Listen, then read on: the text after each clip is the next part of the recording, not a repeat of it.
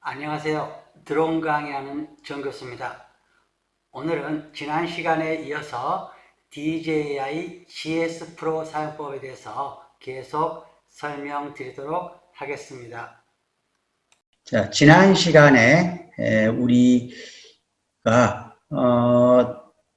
GSP의 설정에 대해서 설명을 드렸었습니다. 자, 이 부분에 대해서 지난 시간에 설명을 드렸었습니다. 그래서 이렇게 해서 설정을 다 마치면 우리가 드론의 고도를 지정해 주게 되는데요. 드론의 고도, 비행 고도를 높게 설정을 하면 할수록 촬영하는 사진의 수가 적어질 것이고 그리고 촬영 시간도 더 짧아질 것입니다. 그런데 문제는 비행 고도가 높으면 정확도가 떨어질 수도 있다. 해상도가 낮기 때문에 정확도가 떨어질 수도 있다는 그런 단점이 있고요. 그래서 주변의 장애물을 고려해 가지고 고도를 지정해 주시라고 설명을 드렸습니다.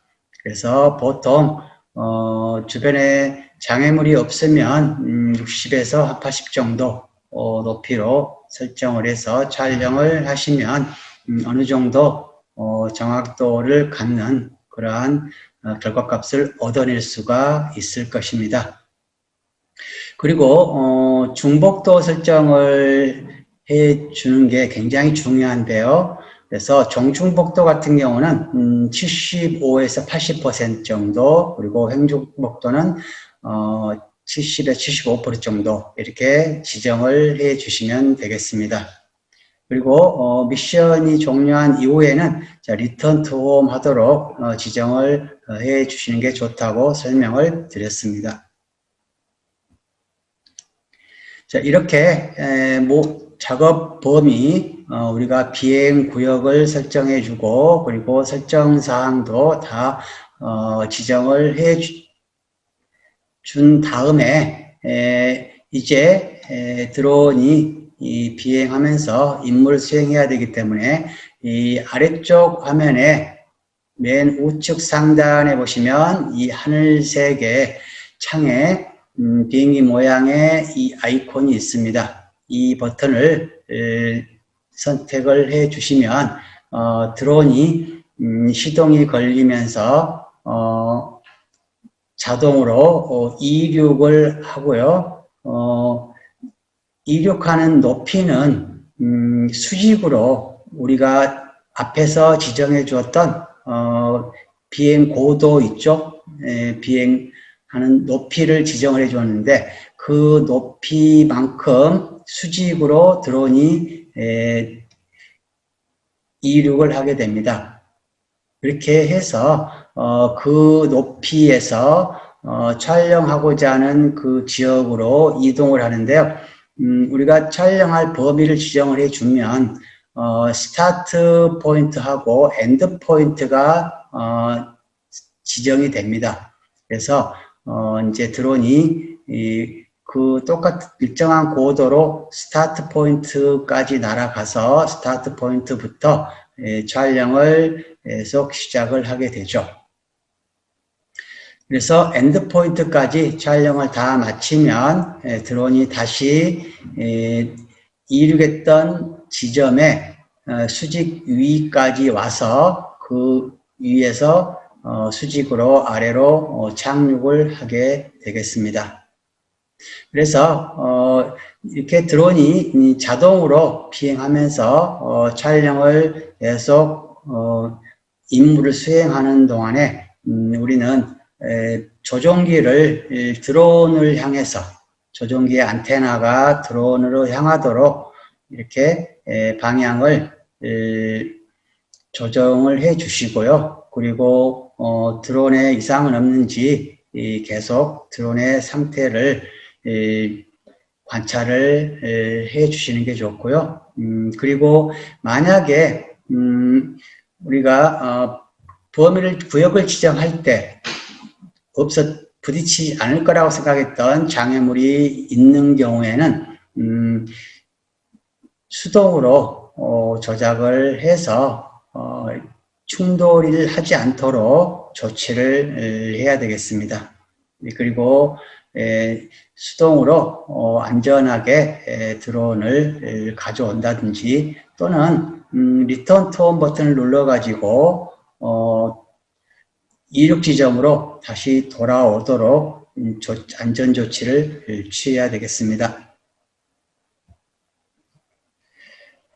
촬영하는데 넓은 지역을 촬영할 경우에는 배터리가 5개, 6개 이렇게 많은 수량의 배터리가 필요로 하게 됩니다. 그래서 한 개의 배터리로 다 촬영을 할 수 없는 그러한 경우에는 배터리가 우리가 설정해 놓은 그 이하로 배터리가 소모된 경우에는 리턴 투 홈 하도록 우리가 설정을 해 두었기 때문에 드론이 처음 이륙했던 장소로 리턴 투 홈에서 자동으로 돌아옵니다. 그러면 이 아래쪽 화면에 보시는 바와 같이 오른쪽 위에 이와 같은 메뉴들이 있는 창이 자동으로 뜨게 됩니다. 뜨게 되고요. 그리고 드론은 리턴 투 홈에서 이륙했던 장소로 돌아옵니다. 그래서 돌아오면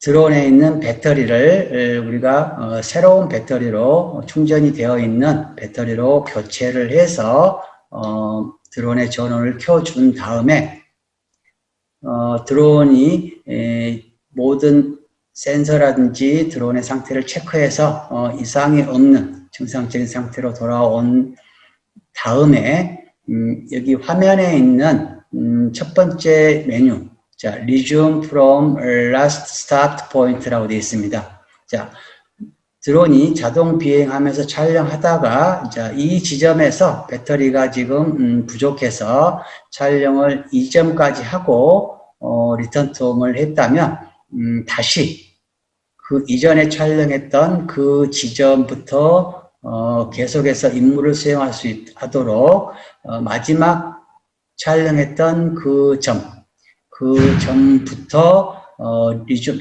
작업을 재개해라라는 메뉴입니다. 그래서 이 부분을 선택을 해주면 드론이 시동이 걸리고 다시 처음처럼 이륙을 해가지고 이전에 마지막 작업했던 이 지점으로 날아가서 이 지점부터 계속해서 또 촬영 작업을 계속 진행을 하게 되어 있습니다. 자, 그리고 우리가 작업 범위를 지정을 해서 여러 가지 설정 사항도 설정을 해두고 촬영을 했다거나 아니면 촬영을 하지 않고 그 설정해 놓은 미션을 우리가 그대로 저장을 해서 이와 같이 자동으로 미션 1이라는 이름으로 이렇게 저장이 됩니다. 그래서 다음에 다시 이 미션을 불러다가 이 미션 지정해 놓은 미션대로 촬영 작업을 계속 진행할 수가 있고요. 여러분들이 다른 지역이나 또는 새로운 미션을 설정을 해서 촬영을 하고자 하시면 이 아래쪽 화면에서 아래 플러스 이 기호 있죠? 이 아이콘을 터치를 해서 이전에 설명드린 바와 같이 촬영 구역을 지정을 해 주고요. 그리고 설정 사항들을 설정을 다 해주면 이게 또 새로 미션 2로 저장이 됩니다. 이런 식으로 여기에 플러스 기호를 터치를 해서 플러스 아이콘을 터치를 해서 계속 여러분들이 새로운 미션을 지정해 줄 수가 있고요.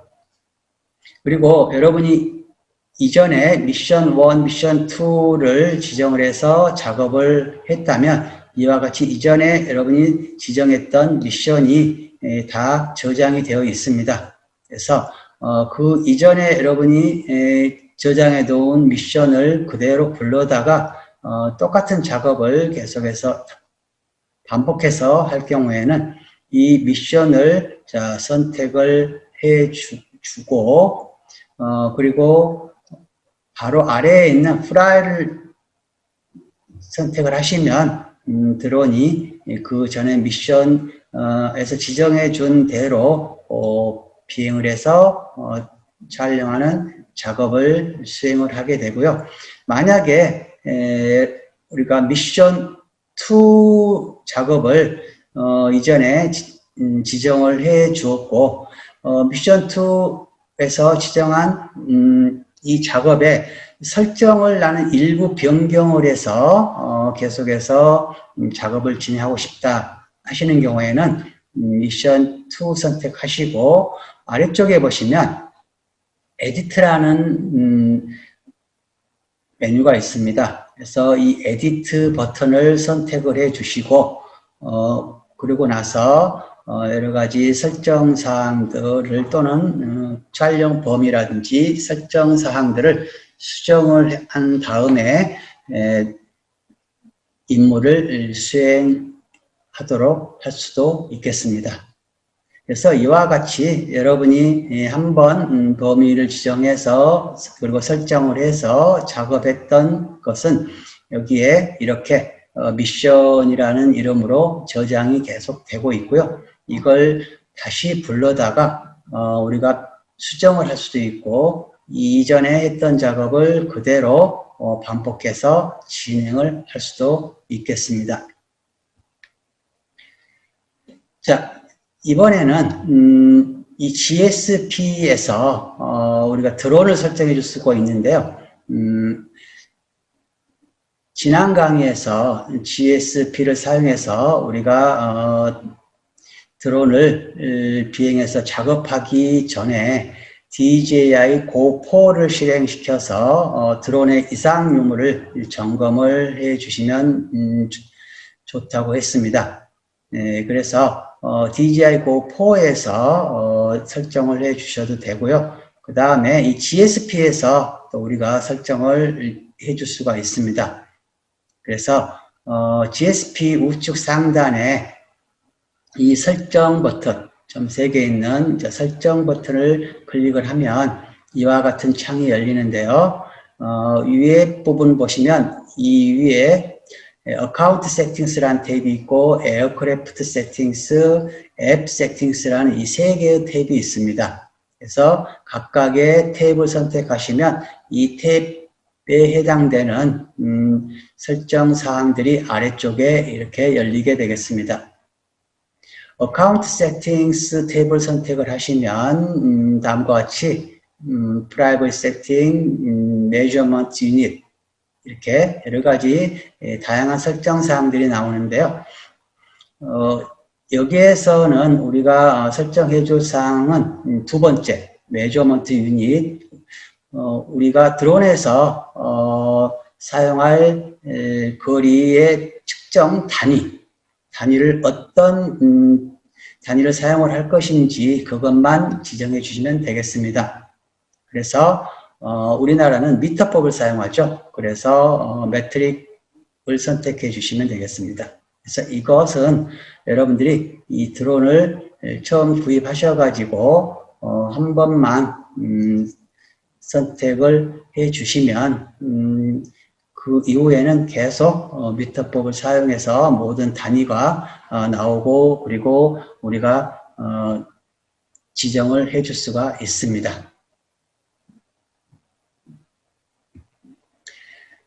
다음 두 번째 에어크래프트 세팅스 탭을 이 부분을 눌러주면 아래쪽에 이와 같이 드론의 기체와 관련된 여러 가지 사항들을 설정을 해줄 수가 있습니다.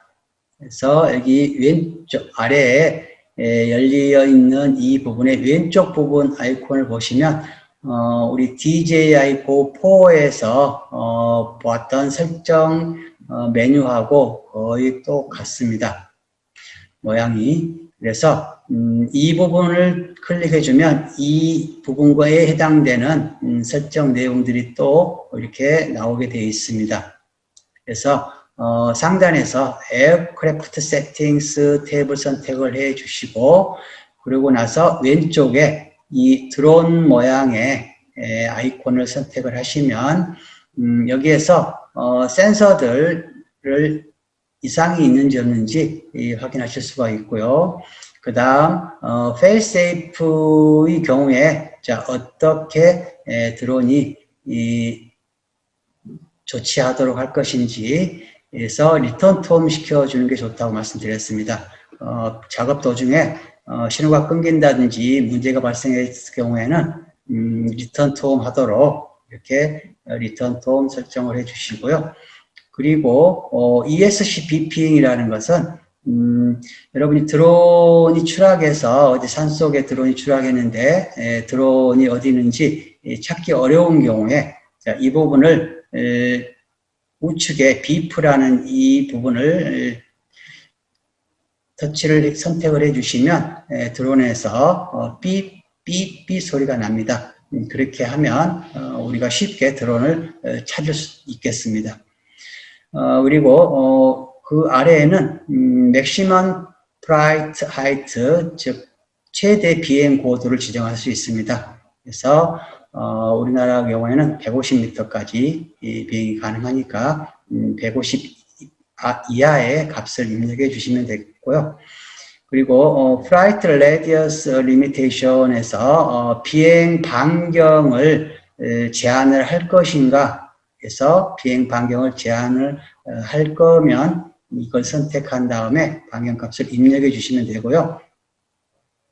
그래서 아래쪽에 이 부분을 선택을 해주시면 아래에 Max Flight Radius 이 최대 비행 반경 값을 여기에 입력해 줄 수 있습니다. 그래서 이것은 최대 비행 거리라고 보시면 되겠습니다. 최대로 얼마만큼 먼 거리까지 드론을 비행하도록 할 것인지 이것을 여기서 제한을 갈 수도 있겠습니다. 자, 그 다음에 그 아래쪽에 이 아이콘을 선택을 해 주시면 이건 이제 센서와 관련된 그러한 여러 가지 설정 사항들인데요.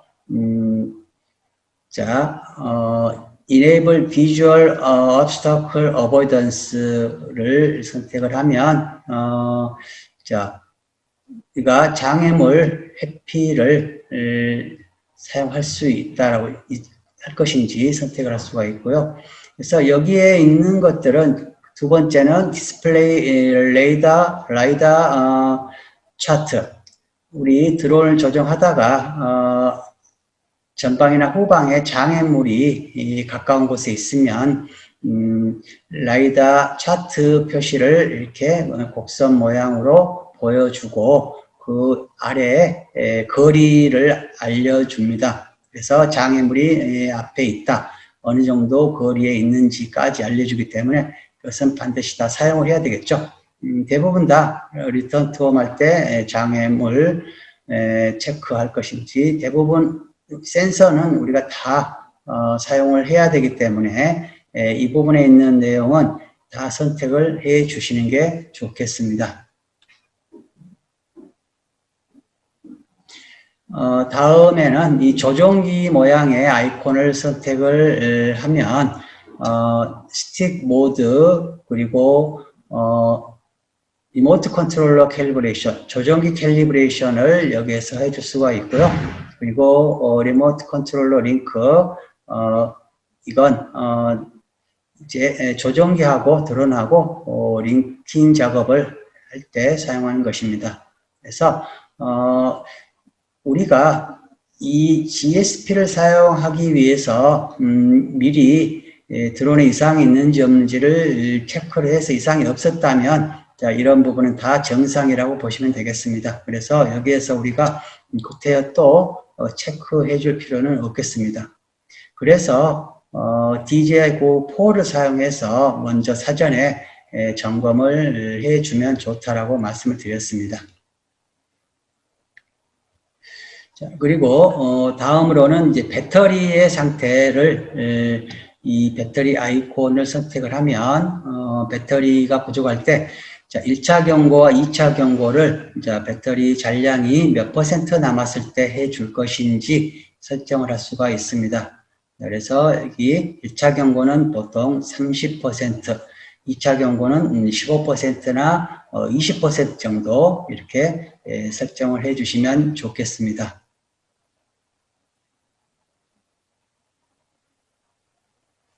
그리고 이 짐벌 카메라 모양의 아이콘을 선택을 해주면 짐벌 캘리브레이션을 해줄 수가 있고 그리고 캘리브레이션 해준 다음에 짐벌이 약간 기울어졌을 때 우리가 수동으로 정교하게 짐벌의 기울기를 또 조절을 해줄 수가 있는 짐벌 파인 튠이 있습니다. 그래서 이 부분도 마찬가지로 DJI Go4에서 미리 해서 우리 드론의 기체 상태를 정상적으로 점검을 미리 해 주시는 게 좋겠습니다. 그리고 제일 마지막에 이 점점점 있는 이 아이콘을 선택을 하시면 미션을 수행하다가 조종기와 드론 간의 신호가 끊기면 미션을 종료하도록 이렇게 설정을 해 주시고요. 그래서 자, exit mission when signal lost. 자, 신호가 끊겼을 때, 즉 노 컨트롤 상태가 되었을 때 미션을 종료하도록. 그래서 우리가 미션을 종료할 경우에는 return to home 하도록 설정을 해 두었죠. 그래서 자동으로 return to home 하도록 이렇게 설정을 해 두시는 게 좋겠습니다.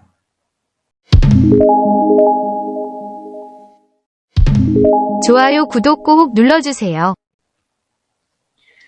자, 다음으로 여러분들이 GSP를 사용하실 때 유용하게 활용할 수 있는 팁 몇 가지를 설명을 드리도록 하겠습니다. GSP를 실행시켜서 우리가 촬영할 범위를 이렇게 지정을 해주게 되는데요. 촬영할 범위를 지정을 할 때 이 위성 지도로 보는 경우에는 확대가 일정 크기 이상으로 되지 않습니다. 그래서 좁은 범위를 지정을 할 때 지정하기가 어려운데 그런 경우에 여기 우측 상단에 보시면 이 위성 지도하고 지형 지도로 이렇게 바꿔줄 수 있는 아이콘이 있습니다. 그래서 이 부분을 터치를 해 주시면 이와 같이 화면과 같이 위성 지도가 지형 지도로 즉 배경 맵으로 바뀝니다. 그래서 배경 맵으로 바뀌면 더 크게 확대가 되기 때문에 우리가 좁은 지역을 범위 지정할 때 쉽게 범위 지정이 가능하게 되겠습니다.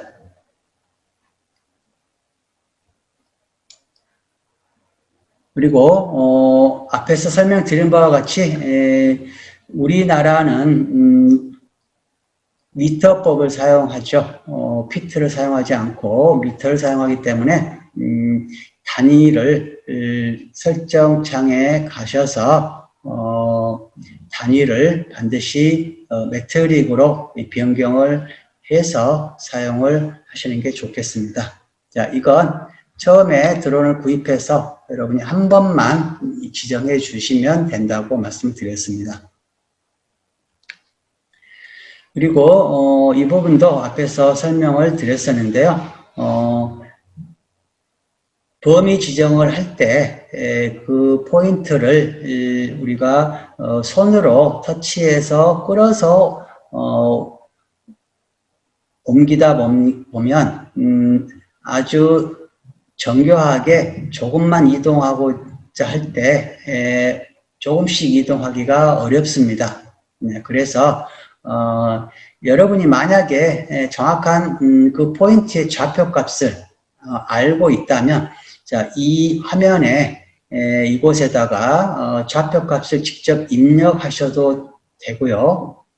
그렇지 않고 만약에 그 포인트를 선택해 준 상태에서 여기 우측에 상하 좌우 이 화살표 방향으로 이 부분을 터치를 해서 그 포인트 점을 아주 미세하게 이동을 시켜줄 수가 있습니다. 자, 그렇게 해서 포인트 점을 우리가 정교하게 범위 지정을 해줄 수가 있습니다.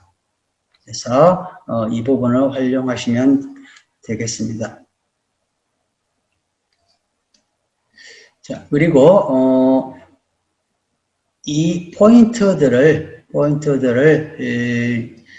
정밀하게 움직이기가 어려울 경우에는 이 부분을 꾹 누르고 터치를 하면 이와 같이 숫자 입력 창이 나옵니다. 그래서 여러분들이 숫자 입력을 해가지고 조정을 또 하실 수가 있고요.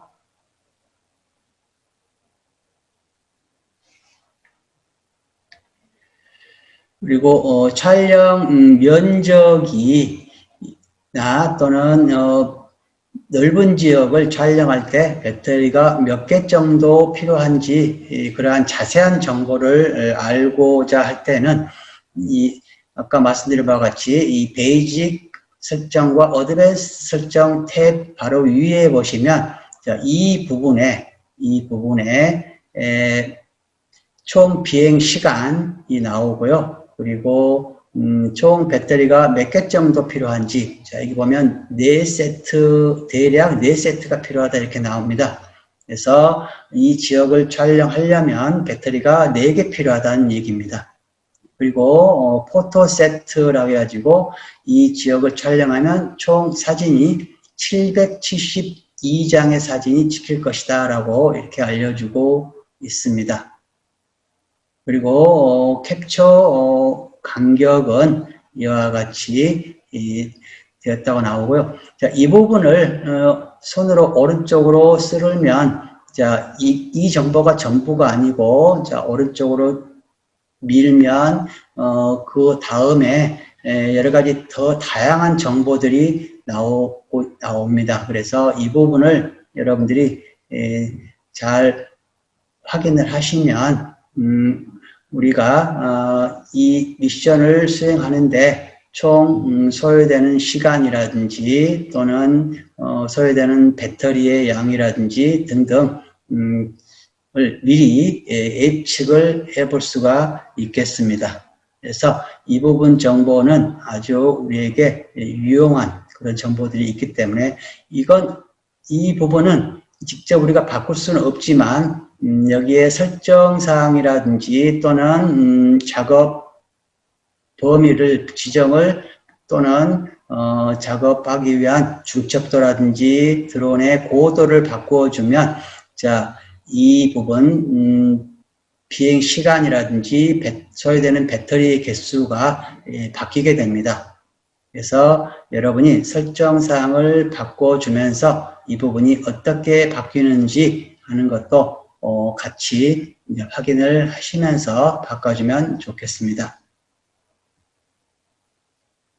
자, 그러면 다음으로 우리가 캡처 품질을 향상시키기 위한 방법에 대해서 몇 가지 설명을 드리겠습니다. 우리가 캡처하는 방법을 지금까지 배우고 실습을 했는데요.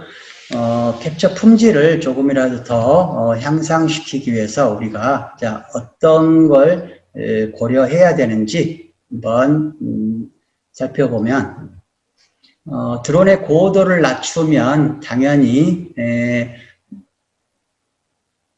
촬영하고자 하는 지역을 더 우리가 해상도가 높게 촬영이 가능하다고 했죠. 그래서 여기 아래 하단에 있는 그림을 보시면 고도를 60m로 했을 경우와 100m로 했을 경우 자의 GST 값을 확인해 보면 GST 값이 1.64cm per 픽셀, 그리고 고도를 100으로 높였을 경우는 GST 값이 2.73cm per 픽셀이 이렇게 나옵니다. 그래서 드론의 고도가 높아지면 높아질수록 이 GST 값은 올라가게 되고요. 그래서 GST 값이 낮을수록 해상도가 높다라고 보시면 되겠습니다. 그리고 촬영의 중첩도를 우리가 정중복도와 행중복도 두 가지를 설정해 줄 수 있다고 말씀을 드렸는데, 이 중복도 값을 높여주면 높여줄수록 나중에 매핑 작업을 했을 때 정확도는 더 올라간다라고 보시면 되겠습니다. 그러나 중복도를 아주 높게 높여주면 촬영 사진의 장수도 많아지고 촬영 시간도 많이 소요되기 때문에 가장 적합한 그러한 중복도를 설정해 주시는 게 좋겠습니다. 그래서 정중복도는 한 75%, 행중복도는 70, 아니면 정중복도를 한 80, 행중복도는 75%그 정도로 설정을 해 주시면 되겠습니다. 그래서 중복도를 높여주면 더 정확해지는지 를 테스트해 놓은 결과를 이렇게 보시면 고도가 행중복도와 정중복도를 높여주면 수평 정확도는 올라가는데 고도 정확도는 그렇게 크게 향상이 되지 않다는 것을 우리가 여기에서 볼 수가 있겠습니다. 그리고 우리가 촬영하는 데 사용하는 장비가 카메라 성능이라든지 또는 정확한 위치값을 얻을 수 있는 그러한 장비를 사용하면 할수록 더 좋은 결과물을 얻어낼 수가 있겠습니다. 그래서 팬텀4하고 팬텀4 RTK 장비에 DRTK2 장비까지 이렇게 같이 사용하면 훨씬 정확한 위치값을 우리가 얻어낼 수가 있기 때문에 결과물도 훨씬 더 좋은 결과물을 얻어낼 수가 있겠습니다. 그리고 우리가 계속 중복되게 촬영을 할 때 그 간격을 시간 간격으로 할 것인지 아니면 거리 간격으로 촬영을 할 것인지 이 선택을 할 수 있는 설정 부분이 있었습니다. 그래서 이 부분에서 설정을 시간 간격으로 하는 것보다는 거리 간격으로 하는 게 훨씬 더 좋다라고 앞에서 설명을 이것도 드렸었습니다. 그리고 GCP를 적합하게 잘 활용을 하시면 우리가 정확도를 끌어올릴 수가 있겠습니다. 그래서 여기 하단에 있는 이 값들은 GCP점을 지정을 해주고 그 점에 측량을 해서 정확한 값들을, 측량한 값들을 우리가 촬영한 사진에 집어넣어서 같이 함께 처리를 해주면 훨씬 더 정확한 결과물을 얻어낼 수가 있겠습니다. 그리고 카메라 성능이 좋으면 당연히 이 촬영한 그 사진의 해상도라든지 화질이 좋을 것이고요. 그리고 카메라와 함께 짐벌의 성능도 중요하다고 볼 수 있겠습니다. 그래서 성능이 좋은 카메라로 촬영을 하면 당연히 우리가 좋은 결과물을 얻어낼 수가 있겠죠. 그리고 우리가 촬영을 할 때 여러 가지 기상 조건이라든지 하는 것을 점검을 하셔야 되겠습니다. 날씨가 맑은 날은 훨씬 더 우리가 사진을 촬영해도 선명한 결과물을 얻어낼 수가 있고요. 그리고 강풍이 부는 그런 날씨에는 아무래도 촬영 결과물이 더 좋을 수 없습니다. 그래서 촬영하실 때는 맑은 날 바람이 불지 않는 그런 기상 조건을 체크하셔가지고 기상 조건이 좋은 그런 상황에서 촬영을 하시면 훨씬 더 좋은 결과물을 얻어낼 수가 있겠습니다. 자, 이상으로 캡처하는 방법에 대해서 설명을 드렸고요. 그리고 다음 시간에는 오늘 배웠던 GSP를 활용을 해서 캡처하는 방법을 실습을 해보도록 하겠습니다. 자, 오늘 강의는 여기까지 마치도록 하겠습니다. 여러분 수고 많이 하셨습니다.